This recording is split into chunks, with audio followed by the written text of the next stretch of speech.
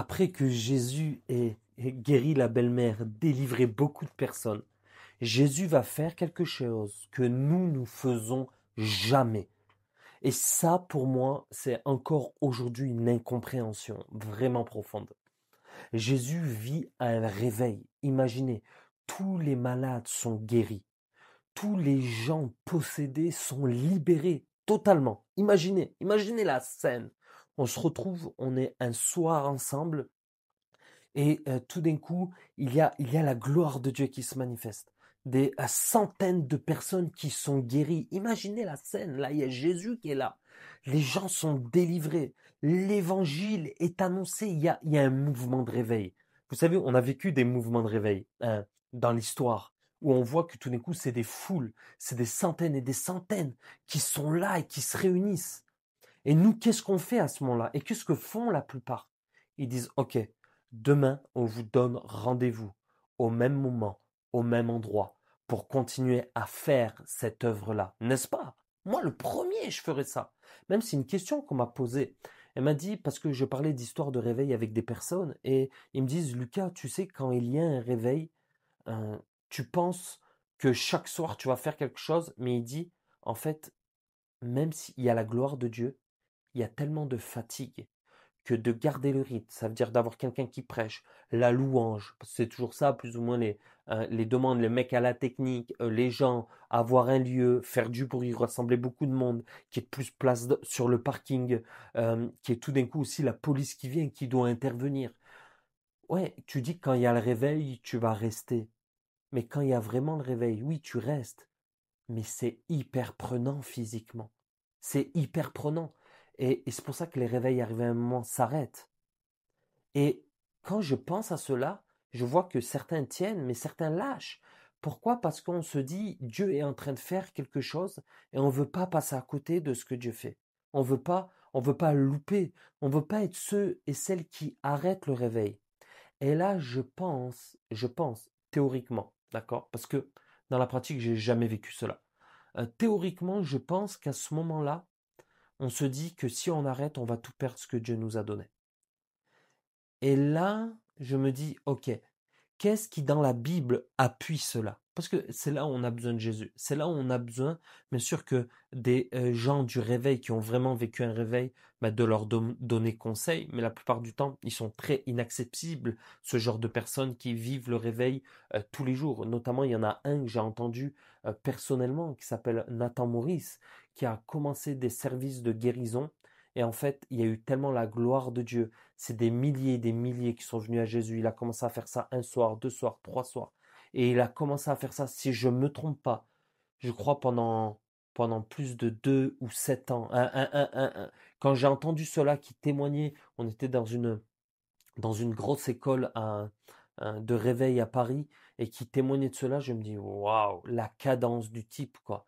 Et c'est là que je me dis, ok, je comprends pourquoi Dieu l'utilise. Aujourd'hui, il rassemble des millions de personnes. Et en même temps, il y a le passage m'a perturbé que j'aimerais vous lire. Il dit ceci dans Marc 1, 37 à 38.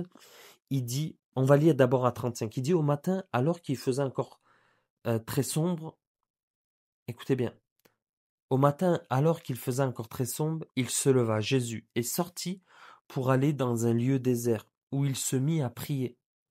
Simon et ceux qui étaient avec lui s'empressèrent de le rechercher. Écoutez bien, quand ils l'eurent trouvé, imagine, on vient de vivre un gros temps de réveil, la gloire de Dieu. Le matin, tu vas voir une personne que Dieu utilise, un ministère tout spécial là, et tu dis, ok, il faut que tu te réveilles, là, il y a tout le monde. C'est juste incroyable. Les gens sont là, ils attendent devant les portes. Ils sont en train de bloquer la circulation. Et il dit, quand ils l'eurent trouvé, ils lui disent, tous te cherchent.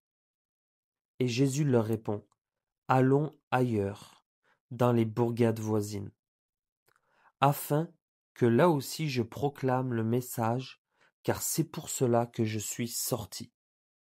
Dans Luc 4, 42 à 43, c'est seulement dans ces deux évangiles où on va parler de cet épisode, il dit, il dit dans Luc 4, 42, je vais le prendre, il dit, lorsque le jour parut, il sortit et alla dans un lieu désert. Les foules se mirent à sa recherche et vinrent jusqu'à lui. Ah non, c'est encore pire. Je quitte une soirée, j'imagine la scène. Imagine, je quitte une soirée. Ah, je veux le vivre, je le déclare qu'un jour je vais le vivre. Je quitte une soirée, je vais là dans un lieu reculé, je vais même pas chez moi parce que les gens ils ont réussi à trouver mon adresse, donc je me pointe dans une autre maison, un Airbnb, avec ma famille, toutes ces choses pour être tranquille, dans un coin vraiment reculé. Et là, tous commencent à me chercher, on m'appelle, il me dit Lucas, les journalistes, tout le monde est à tes trousses. Ils veulent te rencontrer, ils veulent te voir, ils veulent, ils veulent, ils ont besoin. Imaginez, j'imagine même pas en fait. Je sais même pas comment je vivrais cela. Et ils se mirent à sa recherche et vinrent jusqu'à lui.